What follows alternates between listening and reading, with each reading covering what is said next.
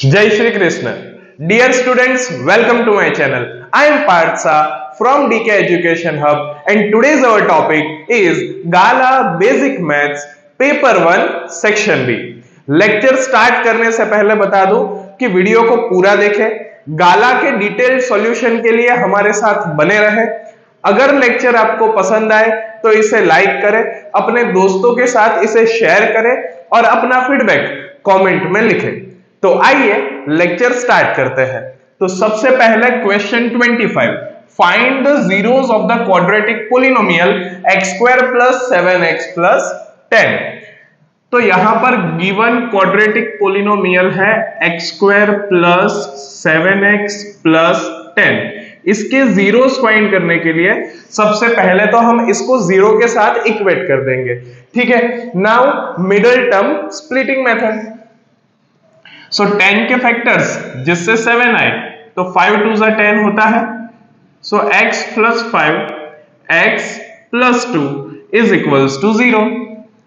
So x plus 5 is equals to 0 और x plus 2 is equals to 0।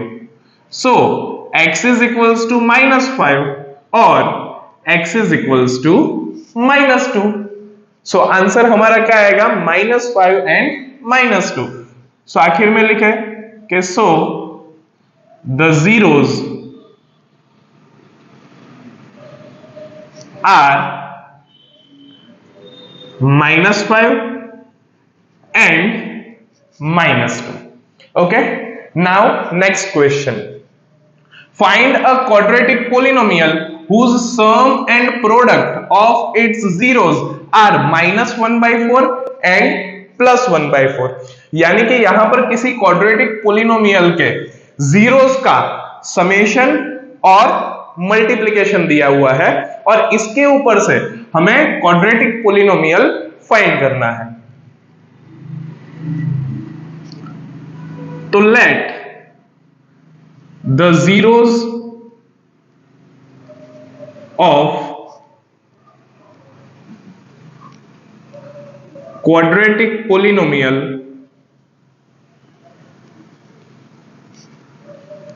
be alpha and beta। Okay, तो यहां पर हमें दिया है उसका सम अल्फा प्लस बीटा, वो है -1/4 और दूसरा दिया हुआ है अल्फा बीटा, वो दिया है +1/4। नाउ हमारे पास फॉर्मूला है alpha plus beta minus b/a is equals to -1/4 and alpha beta क्या होता है? c/a is equals to 1/4। Okay, so यहां पर माइनस माइनस कट। अभी सबसे पहले हम a की वैल्यू दोनों में देखेंगे, ठीक है। अगर वो सेम है तो उसको डायरेक्टली a की वैल्यू पर कंसीडर कर लेंगे।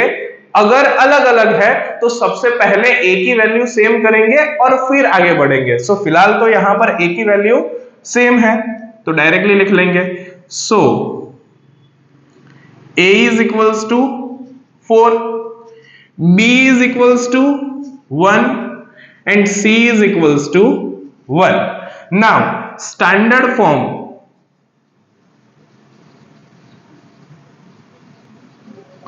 of quadratic polynomial, ये क्या होता है? ax square plus bx plus c। इसके अंदर वैल्यू सब्स्टिट्यूट कर दे, so it will be 4x square plus x plus 1। Okay, तो हम आखिर में लिखेंगे so one of the solution, ये हो जाएगा 4x square plus x plus 1 and in general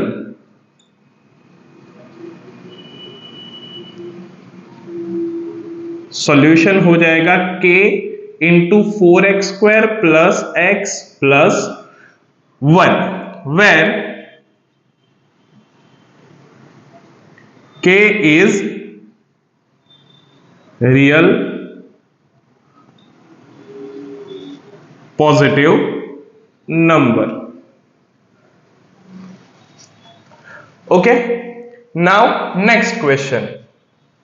Find the roots of the quadratic equation x square minus 3x minus 10 is equals to 0 by factorization method. यानी यहां पर नया कुछ नहीं करना है, सेम जिस हिसाब से हमने 25 किया उसी तरीके से 27 भी करना है। यहां पर क्वाड्रेटिक पोलिनोमियल गिवन है x square minus 3x minus 10 is equals to 0। इसे हमें फैक्टराइजेशन मेथड से सॉल्व करना है, यानी कि मिडल टर्म स्प्लिट करेंगे। 10 के ऐसे फैक्टर्स जिससे 3 आए, सो 5 2 जा 10, सो ये मिडल टर्म स्प्लिट होके हो जाएगा x minus 5 x plus 2 is equals to 0। So x minus 5 is equals to 0 और x plus 2 is equals to 0। So x is equals to 5 और x is equals to minus 2. Okay, so the roots are 5 and minus 2. Okay, now next question. Find the 10th term of AP 2, 7, 12 and so on. तो यहां पर सबसे पहले हम क्या करेंगे, जो गिवन AP है उसे लिख लेते हैं 2, 7, 12 एंड सो ऑन। तो इसके हिसाब से हमारा फर्स्ट टर्म क्या होगा 2, कॉमन डिफरेंस 7 माइनस 2 5, और हमें 10th टर्म फाइंड करना है, so n is equals to 10. Okay, हमारे पास फॉर्मूला है an is equals to a plus n minus 1 into d. So a10 is equals to a2 plus n minus 1, 10 minus 1 क्या होता है 9, मल्टीप्लाई बाय d कितना है 5, so is equals to 2 plus 9 5s are 45, so it will be 47. so हम लिखेंगे so 10th term will be 47. okay, now next question. Find the sum of first 1000 positive integers. Okay, यहां पर हमें find क्या करना है, sum of first 1000 positive integers. Positive integers है, so यहां पर एपी की शुरुआत कहां से होगी 1 से। ओके, और लास्ट टर्म क्या होगा 1000, सो हम यहां पर लिखेंगे गिवन डेटा फर्स्ट टर्म होगा 1 एंड लास्ट टर्म होगा 1000। ओके, और यहां पर टोटल पॉजिटिव इंटीजर्स भी कितने हैं 1000, सो n की वैल्यू भी यहां पर क्या हो जाएगी 1000। नाउ हमारे पास फॉर्मूला है Sn is equals to n/2 bracket में a प्लस n। देखिए, समेशन फाइंड करने के लिए हमारे पास दो फॉर्मूला है। पहला है Sn is equals to n/2 bracket में 2a plus n minus 1 into d, और दूसरा फॉर्मूला ये है। तो जब भी हमारे पास फर्स्ट टर्म और लास्ट टर्म है तो हम ये फॉर्मूला यूज करेंगे, वरना फिर पहले वाला फॉर्मूला यूज करेंगे। ओके, यहां पर वैल्यू सब्स्टिट्यूट कर देते हैं।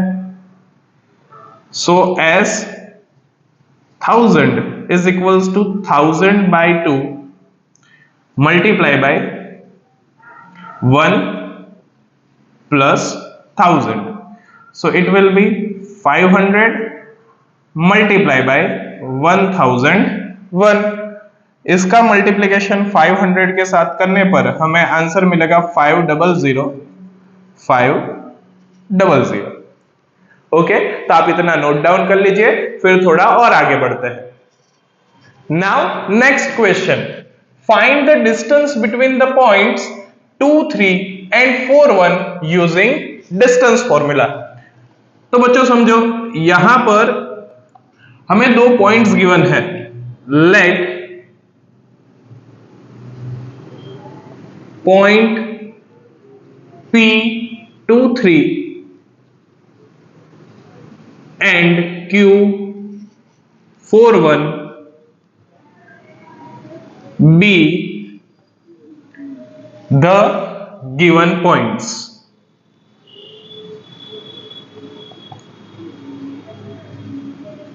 ओके, हमें इसके बीच का डिस्टेंस फाइंड करना है. So PQ is equals to क्या होगा, डिस्टेंस फॉर्मूला क्या कहता है, x1 minus x2 whole square plus y1 minus y2 whole square. Okay, तो यहां पर x1 y1 और x2 y2 क्या होगा, तो ये जो पहले दो पॉइंट्स हैं वो x1 y1 और ये x2 y2, इसकी वैल्यू हम यहां पर सब्स्टिट्यूट कर देते हैं. सो ये हो जाएगा under root of 2 minus 4 whole square plus 3 minus 1 whole square.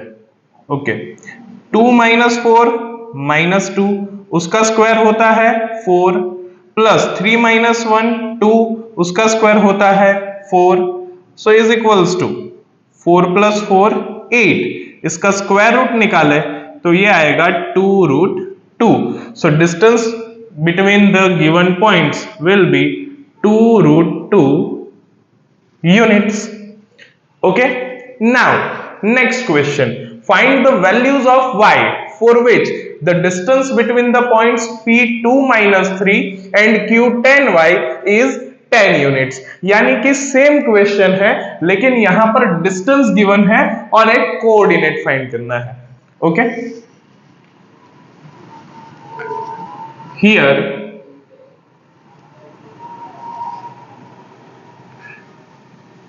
distance between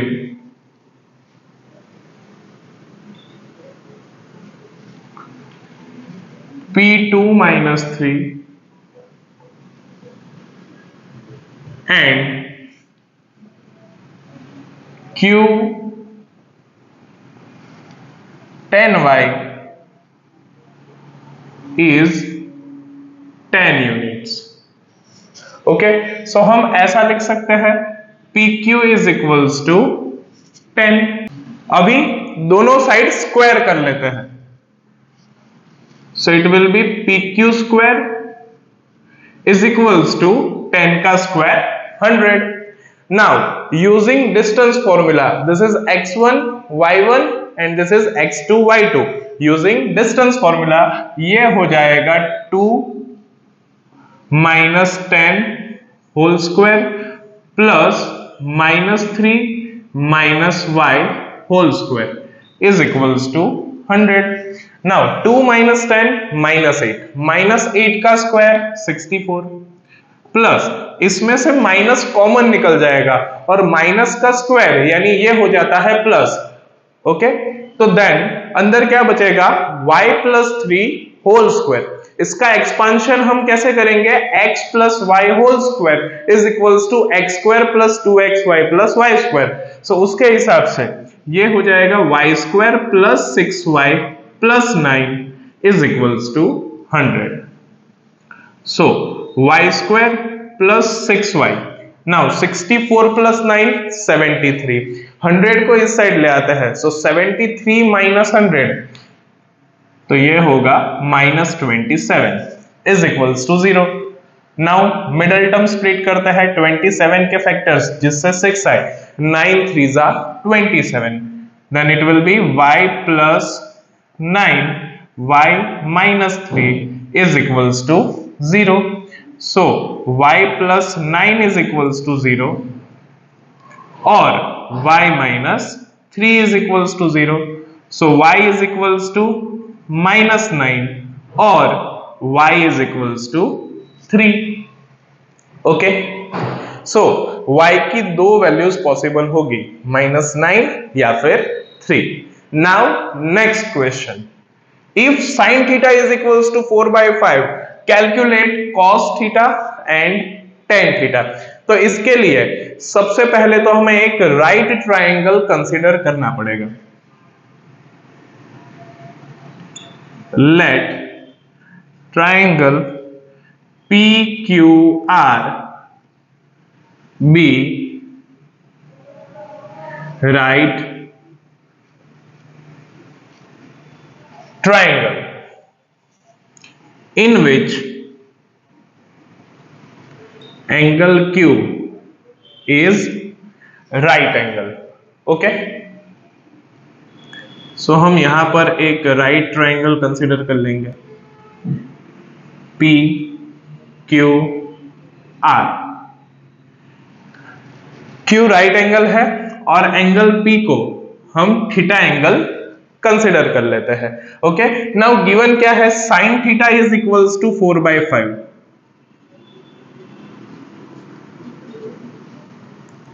so sin theta यानी क्या होता है, अपोजिट साइड अपॉन हाइपोटेनियस। तो एंगल P के लिए opposite side QR and hypotenuse PR।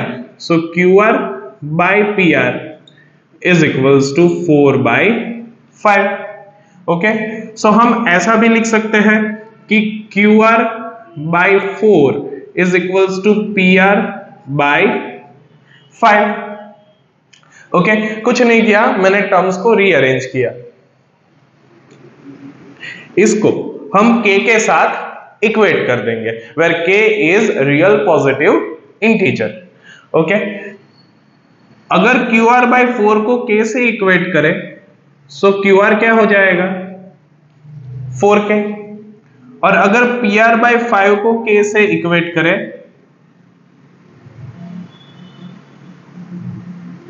तो PR क्या हो जाएगा, 5k। ओके, अभी राइट ट्रायंगल की दो साइड्स की वैल्यू हमारे पास है। कोई भी ट्रिग्नोमेट्रिक रेशियो फाइंड करने के लिए हमारे पास तीनों साइड की वैल्यू होनी चाहिए। तो इसके लिए हम क्या करेंगे, पाइथागोरस थ्योरम का यूज करेंगे। ओके, जिससे हमें तीसरी साइड की वैल्यू मिल जाए। So according to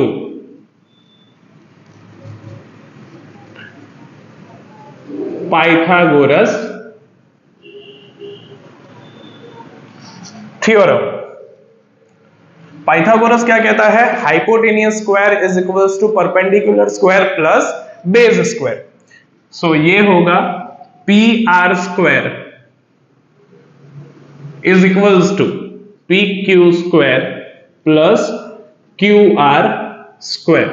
okay, PR square ये होगा 5k होल स्क्वायर, PQ की वैल्यू नहीं है as it is, PQ square plus QR की value 4k, so 4k square. 5 का square 25, k square is equals to PQ square plus 4 का square 16 k square. So PQ square क्या होगा, 25k square minus 16k square, यानी कि 9k square. दोनों side square root ले लेते हैं, सो PQ हमें मिलेगा 3k। नाउ हमारे पास राइट ट्रायंगल की तीनों साइड्स की वैल्यू है, तो हम कोई भी ट्रिग्नोमेट्रिक रेशियो फाइंड कर सकते हैं। फिलहाल हमें फाइंड क्या करना है, cos theta and tan theta. तो सबसे पहले हम क्या फाइंड करेंगे, cos थीटा। cos थीटा यानी क्या होता है, एडजेसेंट साइड अपॉन हाइपोटेनियस। तो यहां पर एडजेसेंट साइड है PQ डिवाइड बाय हाइपोटेनियस है PR। सो इसकी वैल्यू हमारे पास क्या होगी, PQ है 3k और PR है 5k, k cut, then it will be 3/5। Okay, now tan theta. tan theta यानी क्या होता है, opposite side upon adjacent side. तो अपोजिट साइड क्या है, QR divide by adjacent side PQ।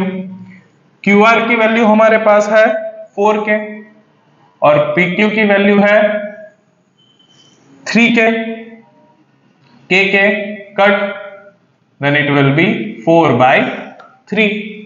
Okay, now next question, evaluate sin 60 degree cos 30 degree plus sin 30 degree cos 60 degree.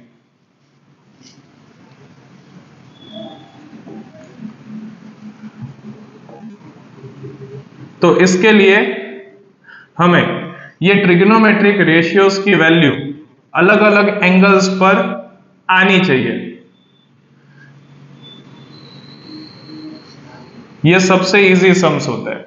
Okay, sign 60 degree इसकी value है √3/2 multiply by cos 30 degree इसकी value भी है √3/2 plus sign 30 degree 1/2 into cos 60 degree 1/2.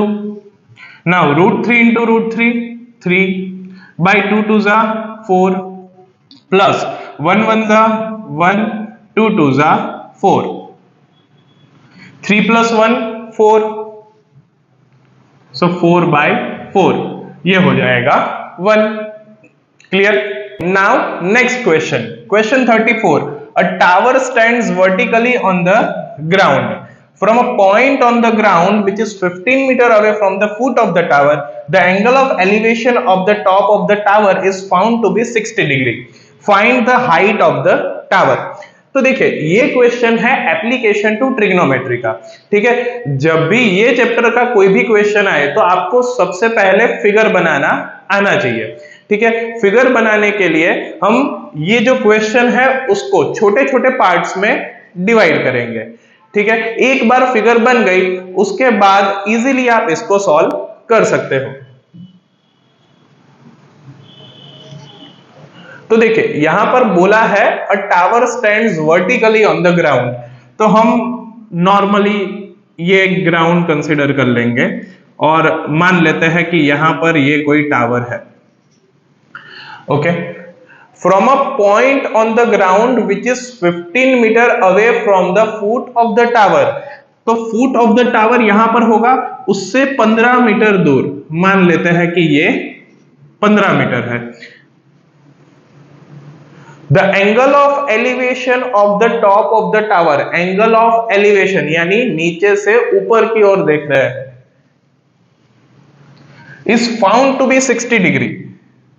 Okay, यानी यहां पर ऊपर देख रहे हैं तो ये जो एंगल बन रहा है वो 60 डिग्री का बन रहा है। Find the height of the tower, यानी हमें ये फाइंड करना है। ठीक है, तो सबसे पहले इसको नाम दे देते हैं x y z। ठीक है, इसके हिसाब से हम ऐसा लिख सकते हैं let X Y height of tower, Y Z distance between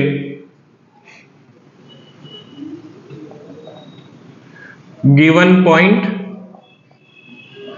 and foot of the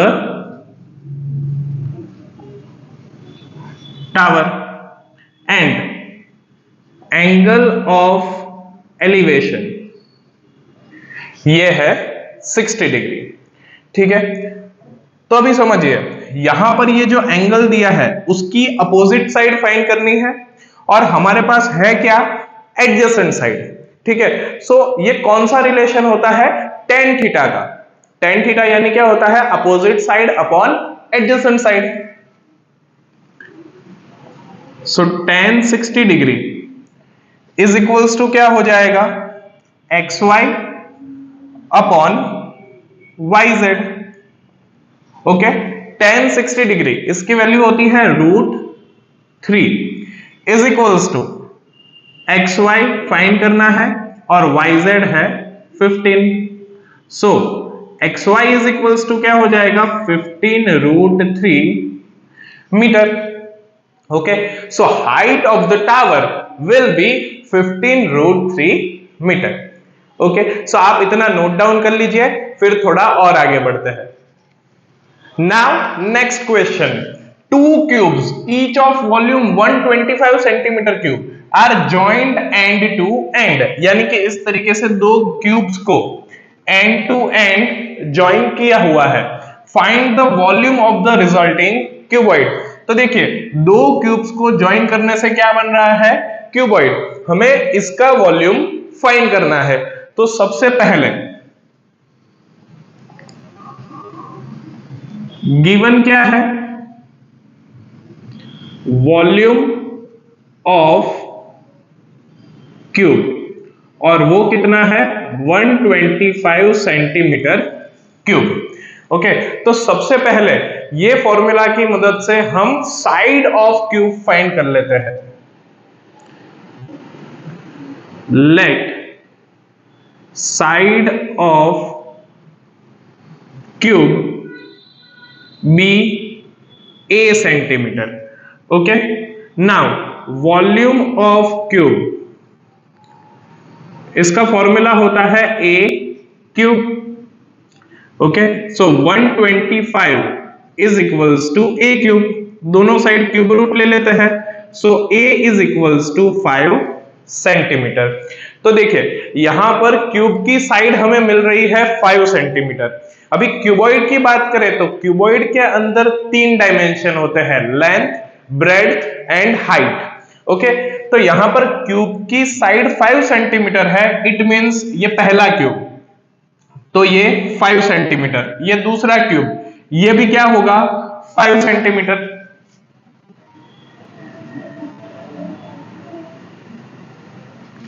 ये विड्थ भी हो जाएगी 5 सेंटीमीटर और हाइट भी हो जाएगी 5 सेंटीमीटर। तो जब हम दो क्यूब्स को ज्वाइन करें तो लेंथ के अंदर एडिशन होता है, लेंथ कितनी हो जाएगी 5 प्लस 5 यानी कि 10 सेंटीमीटर, और विड्थ और हाइट उसके अंदर किसी भी तरीके का बदलाव नहीं आएगा। ओके, तो 4 क्यूबॉइड, L क्या होगा 5 प्लस 5 यानी कि 10 centimetre, breadth 5 centimetre, height 5 centimetre. हमें फाइंड क्या करना है, volume of cuboid.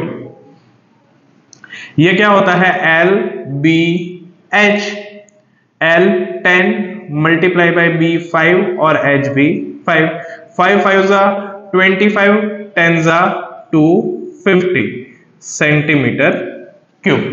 So answer will be 250 centimeter cube. Okay, next question. A juice seller was serving his customers using glasses as shown in the figure. यानी कि यहां पर कोई juice seller की बात की है और वो अपने कस्टमर्स को जूस जिस ग्लास में देता है वो कुछ इस तरीके का है।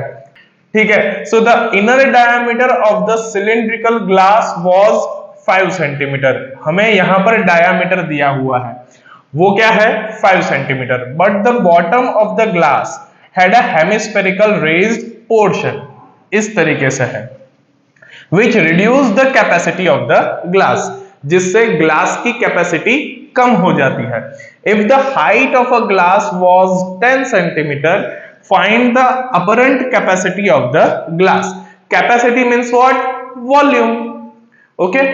तो सबसे पहले हम यहां पर जो गिवन डेटा है वो लिख लेते हैं। डायामीटर है 5 सेंटीमीटर, सो रेडियस क्या हो जाएगी 5/2 यानी कि 2.5 सेंटीमीटर। दूसरा क्या गिवन है, हाइट ऑफ ग्लास, ये है 10 सेंटीमीटर, और पाई की वैल्यू हमें बोली है कि 3.14 लेनी है। Okay, so apparent capacity of cylindrical glass, it means हमें यहां पर कौन सा फॉर्मूला यूज करना है, वॉल्यूम ऑफ सिलेंडर। वो होता है pi R square H. So 3.14 multiply by R square यानी 2.5 multiply by 2.5 multiply by H यानी 10। Okay, so 314 by 100 multiply by 25 by 10 multiply by 25 by 10 multiply by 10। तो 10 10 कट, 25 4 जा 100, 5 5 जा 25, 2 5 जा 10, 157 2 जा 314। ओके, सो क्या बचा 157 मल्टीप्लाई बाय 5 डिवाइड बाय 4। 157 5 जा, सो 5 7 जा 35, 3 5 5 जा 25 प्लस 3 28, 5 1 जा 5 प्लस 2 7 डिवाइड बाय 4। नाउ 785 को 4 से डिवाइड करते हैं। सो 4 1 जा 4 38, 4 9 जा 36 25, 4 6 जा 24 1, 4 2 जा 8 2 20, so 4 5 जा 20, so 196.25 centimeter cube. So apparent capacity of a cylindrical glass will be 196.25 centimeter cube. Okay, now last question. Find the median for the classical distribution data when n is equals to 53, l is equals to 60, cumulative frequency is 22, f is equals to 7 and h is equals to 10. तो यहां पर हमें directly median का formula लगाना है। Median का formula होता है L plus n by 2 minus CF divide by F multiply by H। L है 60 प्लस n बाई 2 यानी कि 53 बाई 2 माइनस क्यूम्युलेटिव फ्रीक्वेंसी है 22 मल्टीप्लाई बाई H है 10 डिवाइड बाई F ये है 7। ओके, सो 60 प्लस यहां पर एलसीएम ले लेंगे। सो 22 2 जा 44 एंड 53 माइनस 44, सो ये बचेगा 9 by 2 multiply by 10 divide by 7। So 60 plus 2 5 जा 10, 9 5 जा 45 बाई 7। सो 60 प्लस 7 6 जा 42, 7 4 जा 28, 7 2 जा 14 एंड so on.